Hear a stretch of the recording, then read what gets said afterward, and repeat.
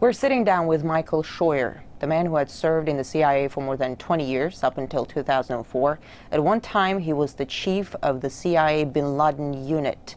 Then he went and exposed how counter-effective Washington's methods were in the fight against terror. He looked at the U.S. through its enemy's eyes. In fact, it's the title of one of his books called Through Our Enemy's Eyes. I'm very pleased to have the chance to interview you, Thank Mr. you. Scheuer. I'm glad to be here. Bin Laden is gone. Who is Washington's number one enemy now? Washington's enemy is an enemy that doesn't exist. We're fighting an Islamic enemy that Washington believes is out to kill us because we have elections, because we're free, because we have women in the workplace.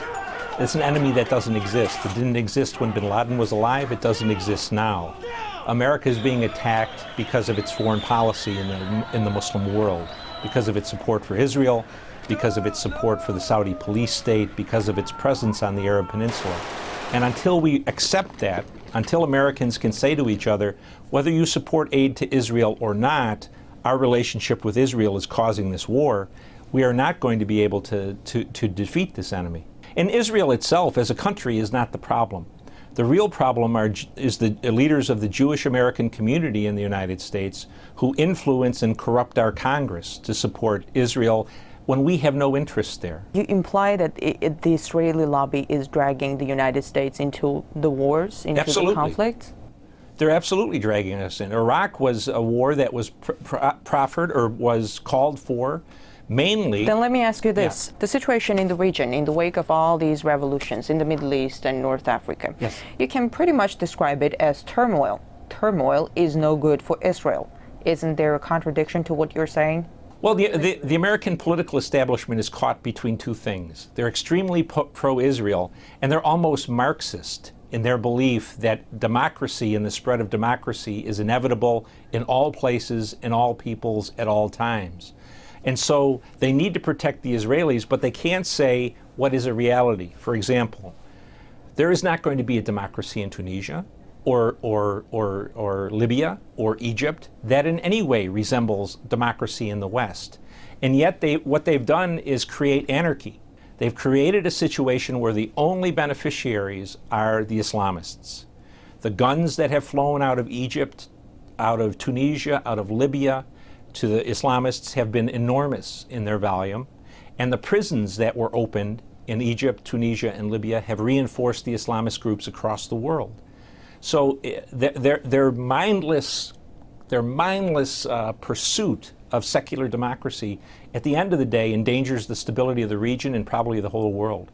Are you saying we're going to see further radicalization of the region? Oh, especially in Africa. Yes, ma'am. The guns that are flowing out of the three places where there were Arab Spring revolts are going to cause problems in Somalia, across North Africa, and in Nigeria. Let's talk about Syria. Yes.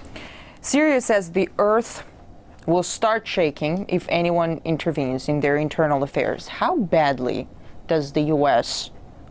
Is the U.S. trying to interfere? Oh, I think we're interfering unconscionably.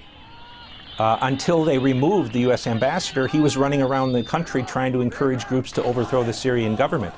That is not the role of any diplomat, United States or Russian or Chinese or British. We have really very cold-bloodedly urged Syrians to get out on the street knowing that they're going to get shot down by their government. Again, Syria is a country where there is no U.S. interest.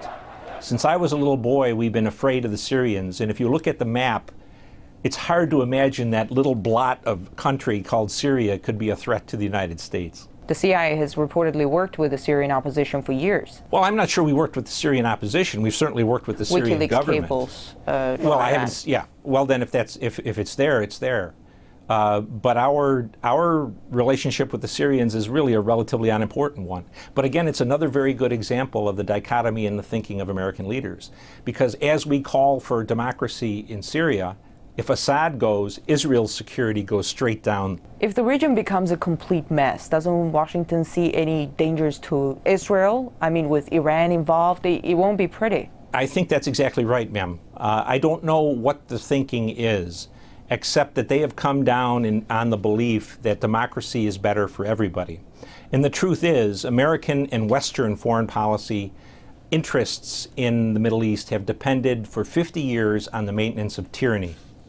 Tyranny that gave us access to oil, tyranny that protected Israel, and in the last 20 years, tyrannies that persecuted Islamists to protect us.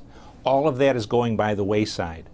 And to the Israelis' credit, the Israelis are the only ones who have stood up and said, democracy may not be very good for our security, and they couldn't be more correct. About Iran, what's Washington's plan for Iran? Whatever Israel's plan is for Iran. Both parties, Republicans and Democrats, are deathly afraid that the Israelis will attack them off their own hook. And if Israel attacks Iran, the Americans will get blamed for condoning it, whether we did or not. So I think what we're seeing is a slow, almost inexorable advance toward some kind of a conflict with Iran. What do you make of these recent accusations that the Iranian government was trying to kill the Saudi ambassador in Washington? I'm not in a position to know whether or not the information was accurate. But when I was a young intelligence officer, I worked against Iran and Lebanese Hezbollah. And I can tell you, in the 90s, they were meticulous in covering their tracks and only using as agents of terrorism their own people. The plot that was described by the Attorney General of the United States is a comic opera. Through a Mexican drug cartel. Yeah, and to believe that the Iranians would risk war with the United States, Israel, and much of NATO to kill a Saudi ambassador who was not even part of the royal family, that's hard for me to believe. Let's talk about Libya. Libya is in ruins in the wake of NATO bombings. Yes. It's brimming with weapons. Yes. An al-Qaeda flag was planted over a courthouse in Benghazi. Yes. How good of a playground is Libya for people with radical agendas? Very strong Islamist presence in Libya. Since the war against the Soviets in Afghanistan, Libya has sent as many of its people to fight in those insurgencies, the Islamist insurgencies, as any other country in North Africa, maybe outside of Saudi Arabia. The Libyan Islamic Fighting Group fought a long time against the Soviets. They fought against Gaddafi. A great number of Libyans went to Iraq and to Afghanistan to fight us. And whatever strength the Libyan resistance had in terms of military capability, that came from experienced Islamist fighters. So the idea that somehow there's democracy afoot in Libya is just simply wrong. Could it become a hotbed of terror? I don't know if it could become a hotbed of terror, but it can become a country that's decidedly anti-American, anti-NATO.